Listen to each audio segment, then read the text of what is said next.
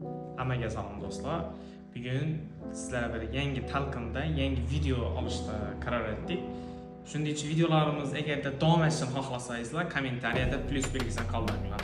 Bugun sizlarga kichik bozor obzorini analiz etib tahlil beramiz. Bugun sizlarga Euro USD parasini analiz etib beraman.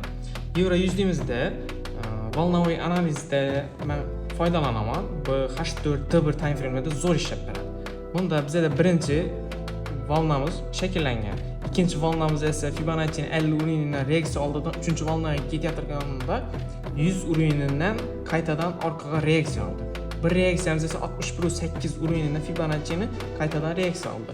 Bu yerda bizda shu yerda 3-chi volna davomini girib olish uchun bizga shans berib turibdi. Bu shansimiz H4 time frame o'tamiz. H4 time frame'da shu liniyani, trend liniyani buzib o'tsa, buzib yopilib tana bilan impuls bo'lib yopilib bersa, ahamiyat beringlar shularni.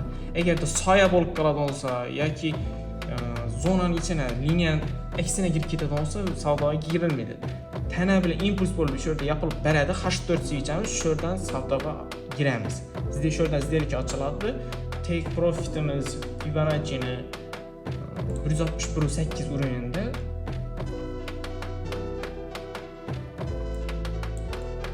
Fibonacci 161.8 urinida take profitimiz, stop loss'imiz esa minimumdan sal pastroqda 30 punkt pastga qo'ysangizlar ham bo'ladi.